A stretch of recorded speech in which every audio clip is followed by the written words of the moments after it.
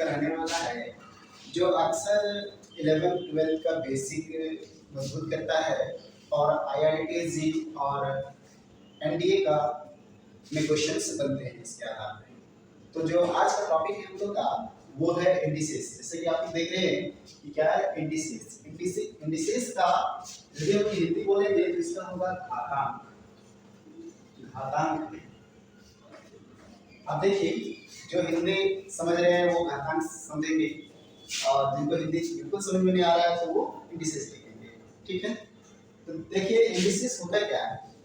सबसे पहले यदि हम लोग इसका डेफिनेशन के बारे में बात करेंगे कि इंडिसेस क्या होता है तो हम लोग बात करेंगे इंडिसेस में दो चीजें आती हैं।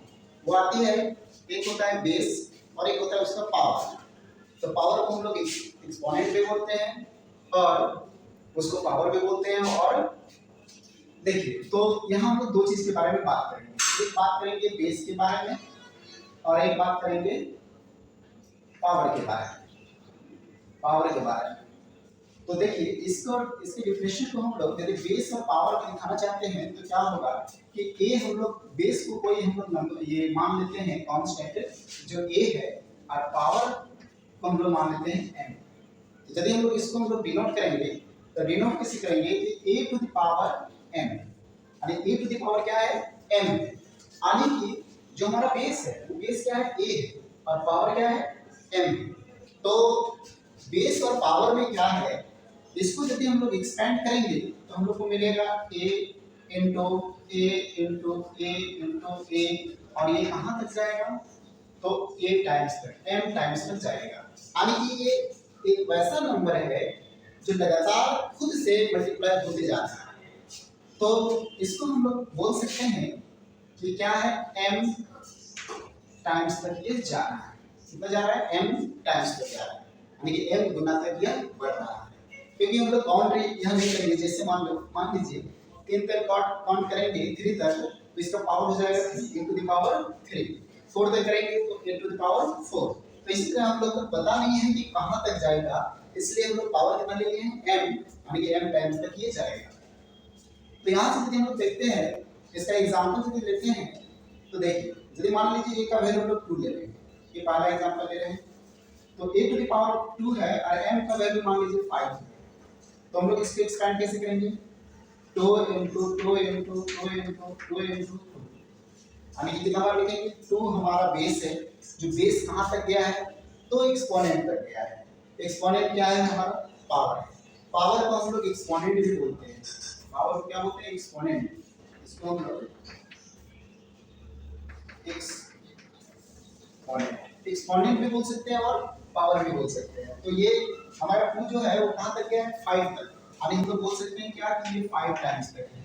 कितना है 5 टाइम्स तक, यानी कि जो 2 है वो 2 कितना तक गया है तो 5 टाइम्स तक गया है। मतलब 5 बार हम लोग 2 को लिखे हैं तो क्या आया 2 की पावर 5 आया। तो इस तरह से हम लोग एक्सप्रेस कर सकते हैं कोई भी नंबर को। यदि हम लोग दूसरा नंबर लेते हैं x के बारे में बात करते हैं, मान लीजिए अलजेब्रा लेते हैं तो x टू द पावर हम लोग लिख लेते हैं 6, यानी x कितना है 6 बार। तो x into x into x into x into x into x, ये हमारा क्या हो गया, यहाँ बेस क्या बन गया x बन गया बेस और एक्सपोनेंट और पावर क्या बन गया 6 बन गया। तो ये हमारा डेफिनेशन था इसका घातांक का, यानी कि इंडिसेस का। अब हम लोग इसके रूल्स पे जाते हैं। इसका रूल क्या है देखिए, प्रॉपर्टीज इसका बोल सकते हैं या लॉ बोल सकते हैं। तो हम लोग फर्स्ट लॉ से बात करेंगे। इसका हम लोग हेडिंग डाल सकते हैं, ये हम लोग का डेफिनेशन हो गया। आप डाल सकते हैं लॉ ऑफ इंडिसेस, यानी किसका है घातांक के नियम। तो इसके नियम क्या है घातांक। देखिए पहला जो है हम लोग का वो सबसे इम्पोर्टेंट है और इसको हम लोग यूज भी करते हैं हर जगह। जहां भी हम लोग का ये बेसिक कंसेप्ट आता है इसको हम लोग यूज करते हैं। जैसे a टू द पावर हम लोग 0 ले लिए, यानी बेस तो है हमारे पास, लेकिन क्या है यहाँ पावर नहीं है ना ही तो एक्सपोनेंट है, यानी कि यहाँ क्या है 0 है। तो हम लोग इसके कंडीशन में डालेंगे क्या कि a तो गया है लेकिन कितना बार गया है वो हमको पता नहीं है, तो क्या है इसका वैल्यू जो होगा वो क्या होगा 1, यानी कोई हम लोग का बेस है ही नहीं, बेस ए लिए थे लेकिन इसके पावर 0 कर दिए यानी कि हम लोग पढ़े ही नहीं, तो क्या आ गया इसका वैल्यू 1 आ गया। ये आपको याद रखना होगा कि ये रूल्स है। तो यहाँ एक कंडीशन होना चाहिए कि ए जो है वो 0 के बराबर नहीं होना चाहिए। क्या ए 0 के बराबर नहीं होना चाहिए, यानी कोई भी बेस 0 नहीं होता है। यदि वो 0 हो गया कोई बेस तो हम लोग उसको डिफाइन ही नहीं कर पाएंगे, है ना। जैसे 0 के पावर 0 ऐसा हम लोग डिफाइन नहीं कर पाएंगे, बेस कुछ होना चाहिए, पावर 0 होगा वो चलेगा। अब बात करते हैं दूसरा लॉ का कि इसको हम लोग इनवर्स में कर देते हैं। मान लीजिए कि a to the power n है, यहाँ हम लोग लिख देते हैं इसका डेफिनेशन क्या था कि a to the power n is equal to a into a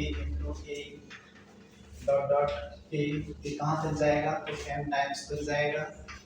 अब देखिए ये हमारा डेफिनेशन है, इसको हमेशा याद रखिएगा, इसी पर सारा लॉ तैयार हो रहा है हम लोग का। तो पहला लॉ क्या होगा कि m का वैल्यू हम लोग क्या ले लिए 0 ले लिए, यहाँ हम लोग m का वैल्यू हम लोग 0 ले लिए और 1 का वैल्यू 0 के बराबर नहीं होगा, तो हम लोग का ये वैल्यू कितना आया 1 आएगा। ये हम लोग का लॉ है, ये याद रखना पड़ेगा। अब दूसरा भी क्या है कि इसको हम लोग इन्वर्स कर दिए, तो इन्वर्स किए हैं। अब देखिए यहाँ से कि इसका वैल्यू हम लोग जानते हैं 1 का वैल्यू क्या होता है a to the power 0, a to the power 0 कर दिए और इस ये क्या है a to the power n। तो यदि हम लोग इसको आगे की ओर ले जाते हैं तो a टू द पावर 0 हो गया इनटू इसको हम लोग इन्वर्स में ले जाते हैं तो ये माइनस में हो जाता है, इन्वर्स में ले जाएंगे तो क्या होगा माइनस में, तो इसका डायरेक्ट आंसर हो जाएगा, इसका वैल्यू तो 1 होता ही है यानी कि a to the power minus n। तो ये हमें समझाने के लिए लिखा, लेकिन हम लोग डायरेक्ट याद रख सकते हैं a to the power m is equal to क्या होता है a to the power minus n। ये हमारा दूसरा रूल था। पहला रूल क्या है a टू द पावर 0 है तो उसका वैल्यू 1 होगा, और दूसरा क्या है कि इन्वर्स में यदि रहेगा बट्टा में रहेगा तो उसका क्या होगा माइनस में आ जाएगा। ये हमारा दो रूल था। अब हम लोग तीसरा रूल चलते हैं। थर्ड रूल हम होगा हम लोग का